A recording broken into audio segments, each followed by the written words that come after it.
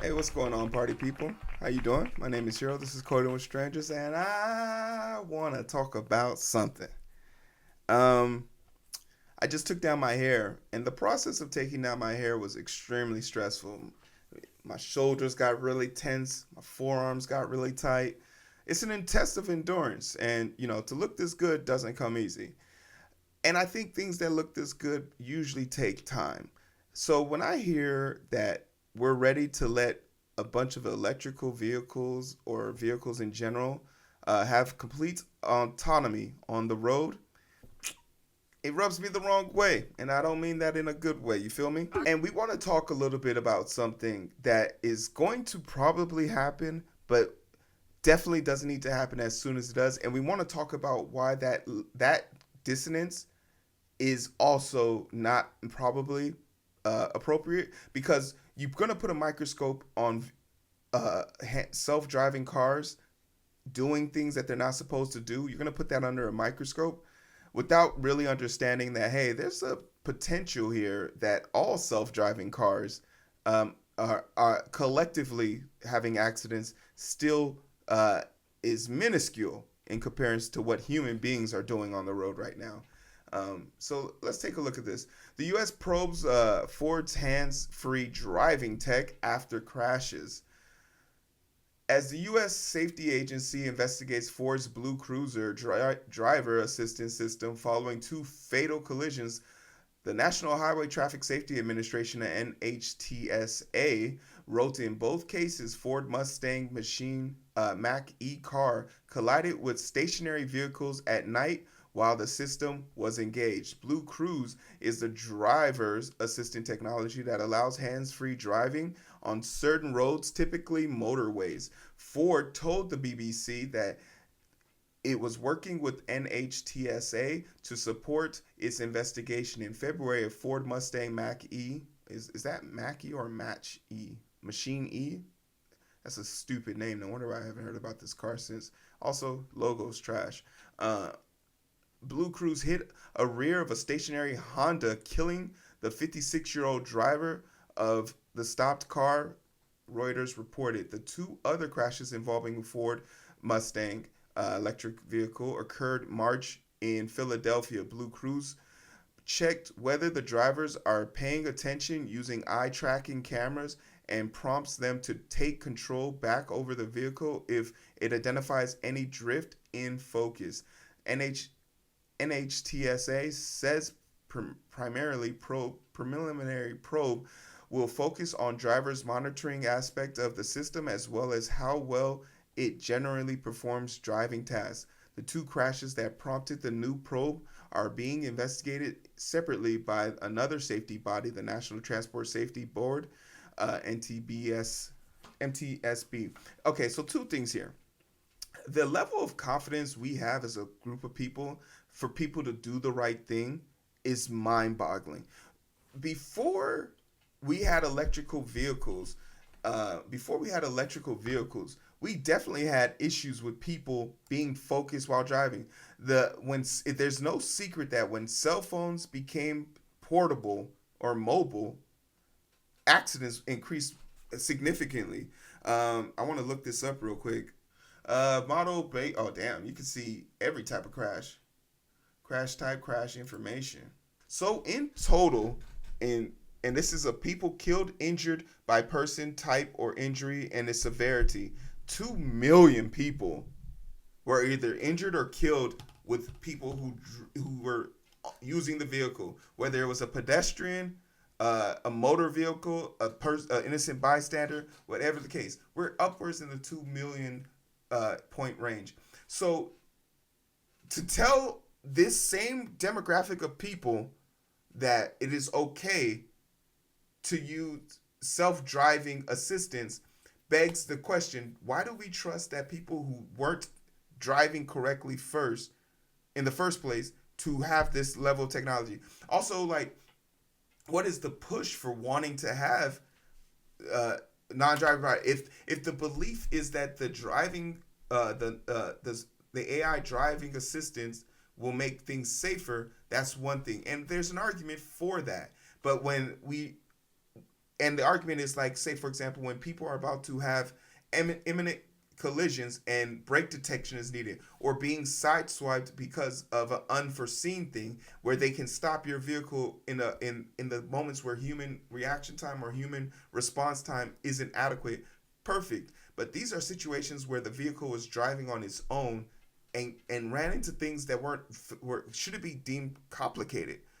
They ran into a stationary object.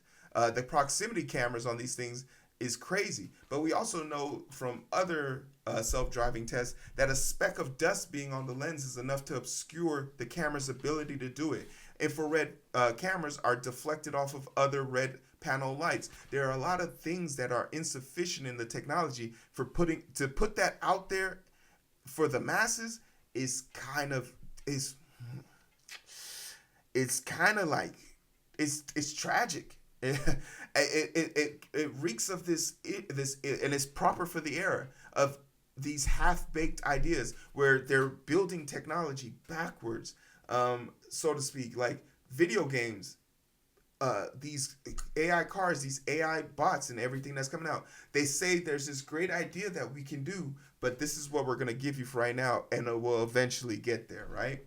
It's kind of madness. Reduced errors, right? The driver assisting technology has also been approved for use on some UK motorways, though there are differences in the way that is implemented. Regulatory governing is using, experts say. Currently, it is only permitted drivers assistant technology to allow hands to be taken off of the wheel in the UK. The system will only operate on specific sections of the road up to a maximum of 81 miles per hour.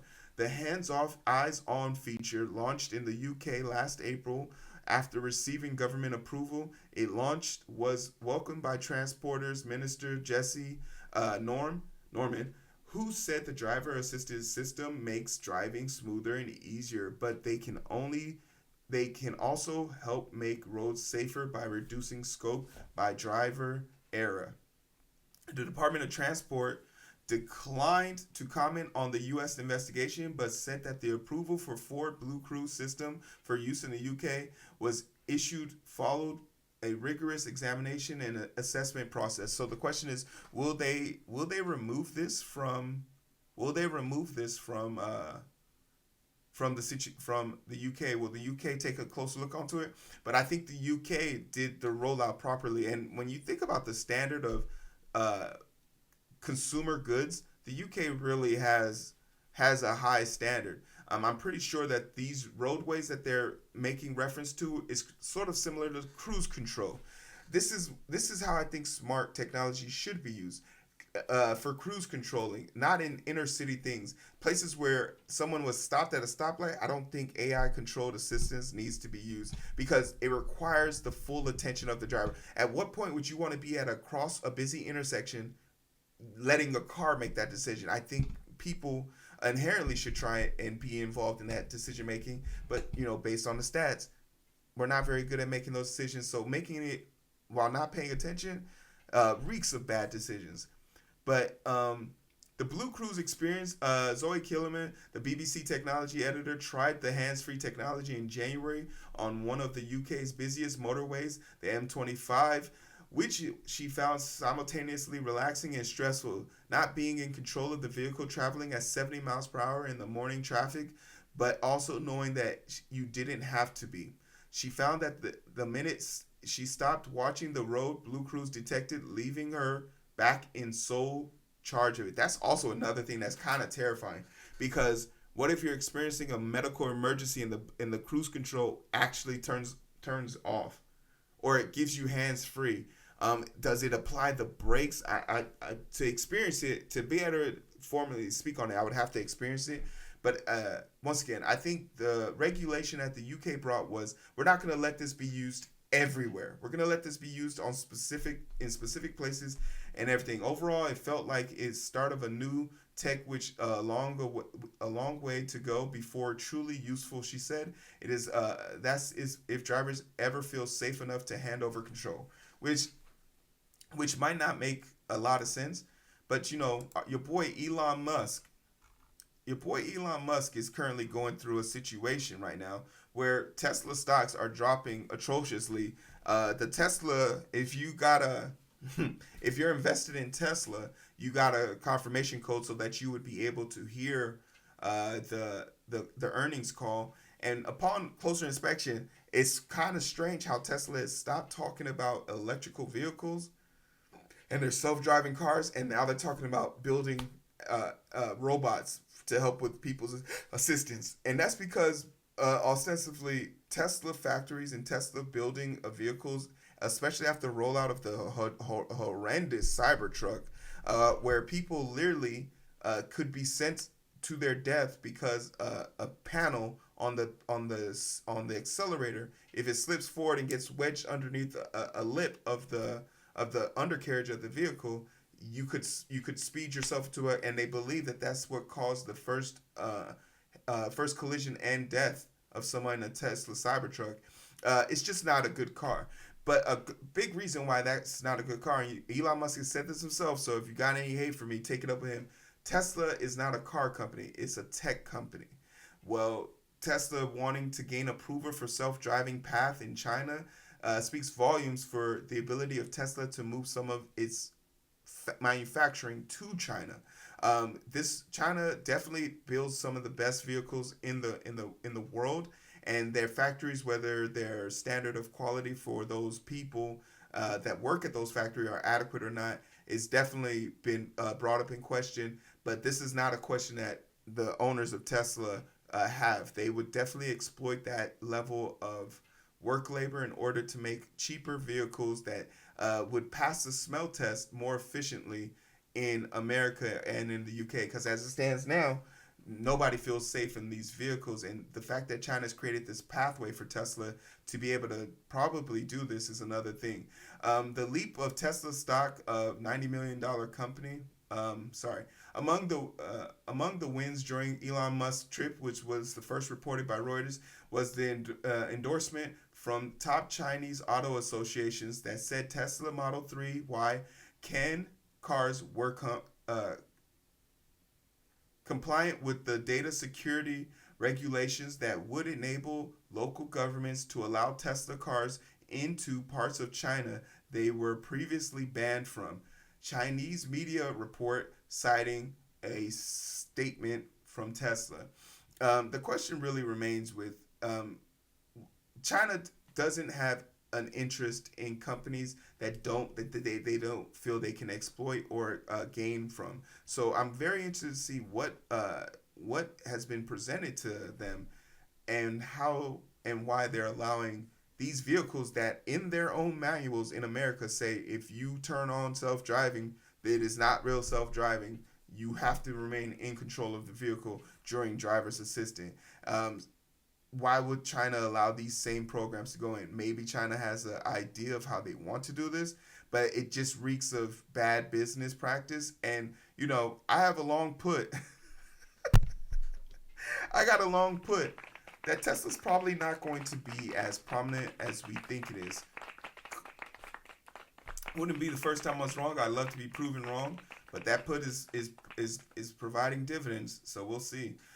Musk China chip marked the next step in major pivots to Tesla's strategy that has accelerated over the chaotic last few weeks for Tesla. The automaker rushes to prioritize its effort to develop self-driving cars while putting the ambitions to becoming a mass market seller of affordable electric vehicles on the back burner. So he's aiming for luxury and functionality. I think there has to be a knowledge sense here that the race to create the algorithm that is going to make cars drive independently isn't for the people, it's for businesses.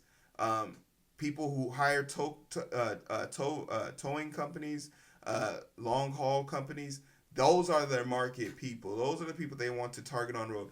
But no company's coming within 100 feet of this if they cannot guarantee that it is safety first. But the goal is capitalism here. They want to take human elements out of the road. And there's got to be a question like, what are people going to do when they find out that companies are hiring AI? There's nobody in the driver's seat, right? What are companies going to do? How are these things going to be reacted? I'm super interested to hear, like, see how this goes. But ultimately, I want to know what you guys think about this. You know, are you giving up control to Skynet? Like, share, subscribe. Let me know.